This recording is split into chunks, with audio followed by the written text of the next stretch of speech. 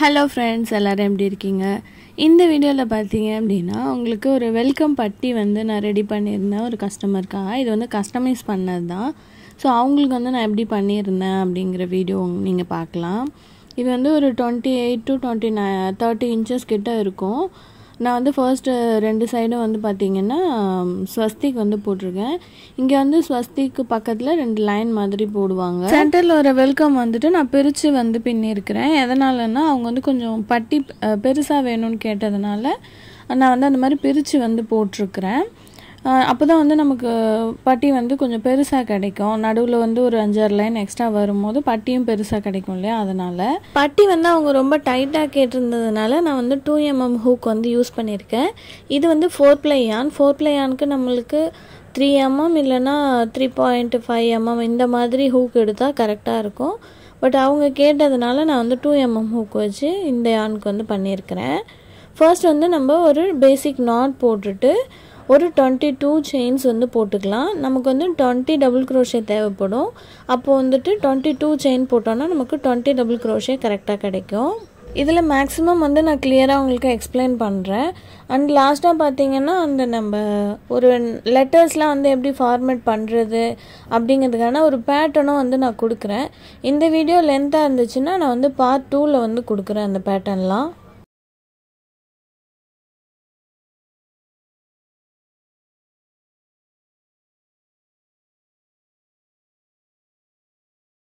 Twenty chain போட்டதுக்கப்புறமா 19th செயினில் வந்து நம்ம ஒரு டபுள் க்ரோஷே வந்து போடணும்.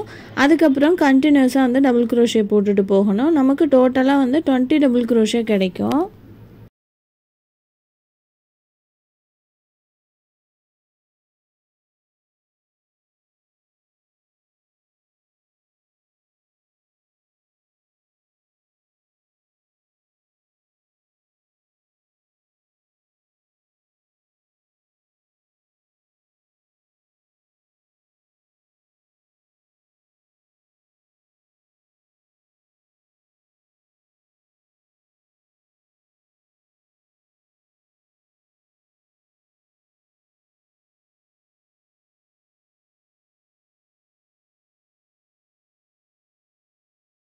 இப்போ அந்த 3 செயின் ப்ளஸ் நமக்கு ஒரு 19 டபுள் க்ரோஷே சேர்த்து இதை வந்து 20 டபுள் க்ரோஷேன்னு நம்ம கணக்கில் எடுத்துக்கலாம்.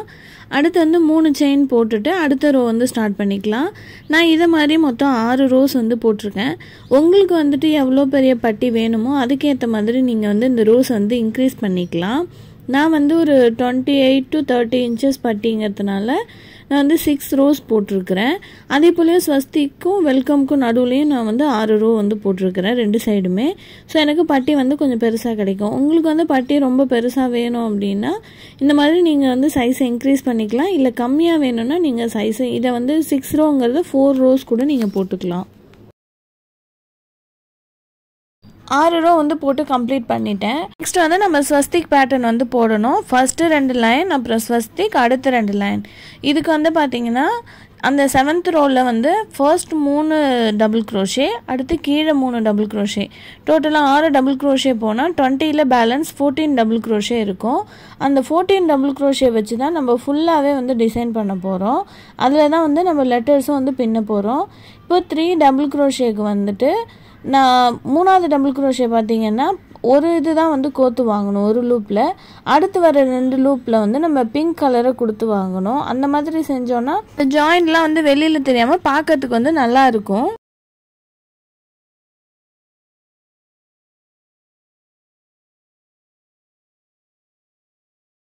அந்த பிங்க் கலரை ஜாயின் பண்ணதுக்கப்புறமா நம்மளோட எது ஃப்ரண்ட் சைடு எது பேக் சைடுங்கிறது ஃபர்ஸ்ட் நம்ம டிசைட் பண்ணிக்கணும். இப்போ வந்து நான் 6th ரோ போட்டு 7th ரோவில் ஸ்டார்ட் பண்ணியிருக்கிறதுனால எனக்கு இதுதான் வந்து ஃப்ரண்ட் சைடு வரும். இப்போ நான் பின்னிட்டு போகிற ரைட் டு லெஃப்ட் பார்த்தீங்கன்னா எனக்கு வந்துட்டு ஃப்ரண்ட் சைடாக வரும். ஸோ நான் வந்து அந்த 2 நூலையும் வந்துட்டு க்ரீனும் பிங்க்கையும் வந்து பின்பக்கமாக வச்சு பிடிச்சிக்கிறேன்.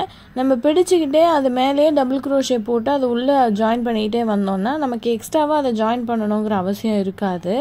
அடுத்து 14 டபுள் க்ரோஷே முடிஞ்சதுக்கப்புறமா நமக்கு அகைன் க்ரீன் தேவைப்படுங்கிறதுனால க்ரீன் அங்கேருந்து இங்கே இழுத்தோம் அப்படின்னா நமக்கு வந்து ஸ்டிச்சஸ் வந்து அழகாக இருக்காது. ஸோ இதே மாதிரியே நம்ம உள்ளுக்குள்ளேயே கொடுத்து கொண்டு வந்துட்டோம் அப்படின்னா நமக்கு வந்து லாஸ்ட்டாக அந்த 3 டபுள் க்ரோஷே போடும்போது நமக்கு ஈஸியாக வந்து வந்துடும். ஒன்ஸ் பிங்க் கலர் ஜாயின் பண்ணதுக்கு அப்புறமா பார்த்தீங்கன்னா அந்த க்ரீன் கலர் த்ரெட்டை வந்து லைட்டாக பிடிச்சி புல் பண்ணோன்னா நமக்கு அந்த பிங்க் கலர் வந்து கொஞ்சம் டைட் ஆகிடும் அந்த இடத்துல. 2mm ஹூக் வச்சு 4-ply yarnல பின்னும் போது இந்த மாதிரி கோர்த்து வாங்கிறதுக்கு வந்து கொஞ்சம் கஷ்டமாக இருந்துச்சு. ஏன்னா நூல் வந்து பிரிஞ்சு போயிட்டு இருந்துச்சு. பட் கஸ்டமரோட கஸ்டமைசேஷனுக்கு நம்ம ஒன்றும் பண்ண முடியாது இல்லையா. அவங்க வந்து கேட்குற மாதிரி பண்ணி கொடுத்தா தான் வந்து அவங்களுக்கான ஒரு சாட்டிஸ்ஃபேக்ஷன் இருக்கும். ஸோ வந்துட்டு எனக்கு வந்து இந்த பிங்க் கலர் தான் கொஞ்சம் கஷ்டமாக இருந்துச்சு. க்ரீனை விட பிங்க் தான் வந்து ரொம்ப கஷ்டமாக இருந்துச்சு கோத்துலாம் வாங்கிறதுக்கு. க்ரீன் அந்தளவுக்கு ஒன்றும் பிரச்சனை இல்லை.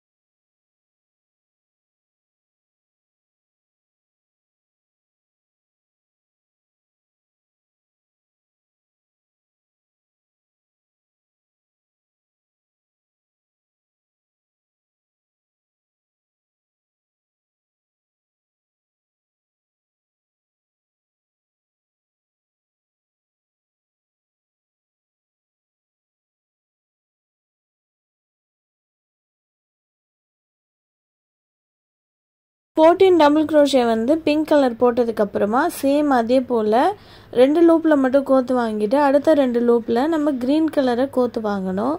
இப்போ புரியுதா நான் வந்து க்ரீன் கலரை எதுக்கு உள்ளே கொண்டு வரணும்னு சொன்னேன்னு. நம்ம லாஸ்ட்டாக வந்து போடும்போது க்ரீன் கலரை கட் பண்ணி ஜாயின் பண்ணிகிட்டு இருந்தோன்னா நமக்கு வந்து வேலை அதிகமாகும். இந்த மாதிரி ரன்னிங் ஸ்டிச் மாதிரியே க்ரீனை உள்ளே கொண்டு வந்துட்டோம் அப்படின்னா நமக்கு ஈஸியாக இருக்கும் அடுத்த இதில் ஜாயின் பண்ணிக்கிறதுக்கு. இப்போ இதில் 3 டபுள் க்ரோஷே போட்டதுக்கு அப்புறமா 3 செயின் போட்டுட்டு அடுத்து ஒரு ரோ வந்து பிளைனாக வந்து போட்டுக்கணும். பார்த்தீங்கன்னாலே தெரியும் நம்ம ஜாயின் பண்ணியிருக்கிறது தெரியாத அளவுக்கு எவ்வளோ நீட் ஃபினிஷிங்காக இருக்குது அப்படின்னு சொல்லிட்டு. பின்னாடி பார்த்தீங்கன்னா தான் உங்களுக்கு வந்து நூல் கொஞ்சம் தெரியும். அதுவும் கொஞ்சம் வந்து நமக்கு கலம்லாம் தெரியாது, நல்லாயிருக்கும் பார்க்கறதுக்கு. நான் சொல்லி கொடுக்குற இந்த மெத்தடில் போட்டிங்கன்னா. அடுத்து வந்துட்டு ஒரு பிளெயின் ரோ போட்டுட்டு இந்த பிங்க் கலர் த்ரெட்டை வந்து நம்ம கட் பண்ணிக்கலாம். இந்த மாதிரி த்ரெட்டை கட் பண்ணிவிட்டு யார்ன் நீடில் வச்சுட்டு நம்ம நூலை வந்து அந்த பிங்க் கலருக்குள்ளேயே கொடுத்து வாங்கிக்கலாம், வெளியில் தெரியாது. அடுத்து அந்த பிங்க் கலர் மறுபடியும் நம்ம ஜாயின் பண்ண போகிறோம். ஒரு பிளைன் ரோ போட்டதுக்கப்புறமா அடுத்து ஒரு ரோப் வந்து பிங்க் கலரில் 14 டபுள் க்ரோஷே வந்து நம்ம போட்டுக்கணும். சேம் நான் முன்னாடி சொன்ன மாதிரியே ஜாயின் பண்ணிக்கோங்க. அந்த த்ரெட்டை வந்துட்டு நம்ம ரன்னிங் ஸ்டிச் மாதிரி கொடுத்து உள்ளே கொண்டு வந்துடுங்க, உங்களுக்கு வந்து ஈஸியாக இருக்கும்.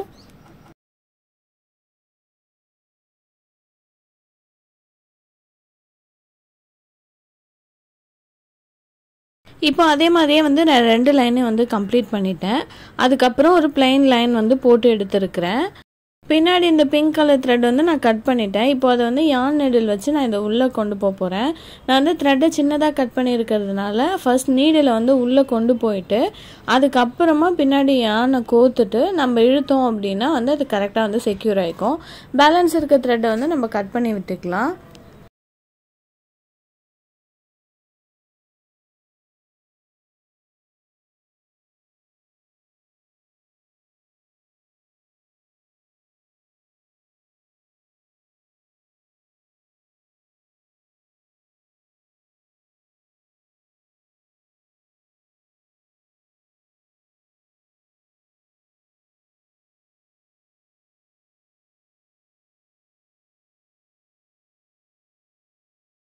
அடுத்து வந்து ஸ்வஸ்திக் பேட்டர்ன் வந்து ஸ்டார்ட் பண்ணலாம். இது மொத்தம் வந்து 5 ரோ போட போகிறோம். இப்போ வந்து 3 செயின் போட்டுட்டு 2 டபுள் க்ரோஷே வந்து போட்டுக்கலாம் க்ரீன் கலரில். அடுத்து வர 14 டபுள் க்ரோஷேல தான் வந்துட்டு நம்ம டிசைன் பண்ண போகிறோம். அதுக்கோட பேட்டர்ன் வந்து எப்படிங்கிறத நான் உங்களுக்கு எழுதி காமிக்கிறேன். பேட்டர்ன் வந்து நார்மலாகவே நீங்கள் வேறு ஏதாவது லெட்டர்ஸ் எழுதணுன்னாலும் இதே மாதிரியான சேம் பேட்டர்ன் யூஸ் பண்ணி தான் நம்ம வந்து போட போகிறோம். நான் பார்த்தீங்கன்னா நோட் பண்ணியிருக்கேன் பாருங்கள். டோட்டல் வந்து நமக்கு 20 டிசி.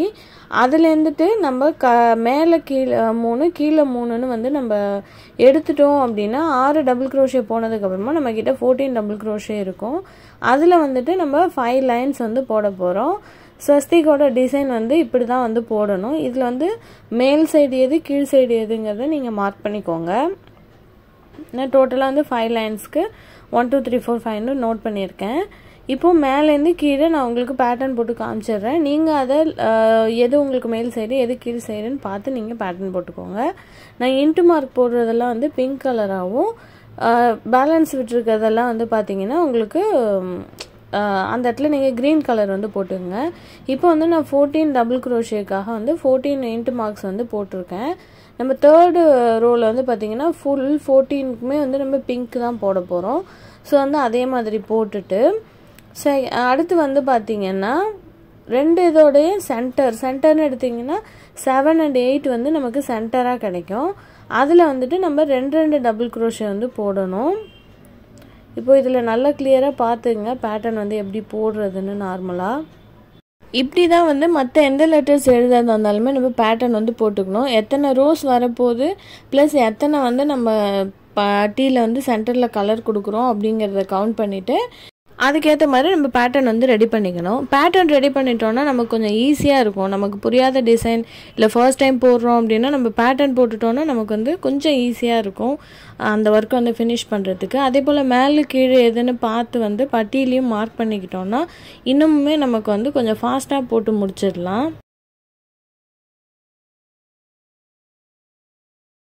அவ்வளோதான். இப்போ நம்மளோட பேட்டர்ன் வந்து ரெடி ஆகிடுச்சு. இதை வச்சு தான் இப்போ நம்ம வந்து ஸ்வஸ்திக் போட போகிறோம். நான் உங்களுக்கு டிஸ்பிளேலேயே வந்து கொடுக்குறேன் எப்படி வந்து இந்த பேட்டர்ன் வந்து போடலாம் அப்படிங்கிறது. பட் உங்களுக்கு ஒரு ஐடியா இருக்கும் இல்லையா இப்போ வந்து பேட்டர்ன்ஸ்லாம் வந்து எப்படி ரெடி பண்ணுறதுன்னு. அதுக்காக தான் வந்து நான் உங்களுக்கு எழுதியே காமிச்சேன். இப்போது வாங்க நான் உங்களுக்கு பேட்டர்ன்ஸ் கொடுக்குறேன். நான் வாய்ஸ் ஓவர் கொடுக்கல இதுக்கு மேலே, ஏன்னா நான் இன்னமும் பேசினா உங்களுக்கு குழப்புற மாதிரி இருக்கும்.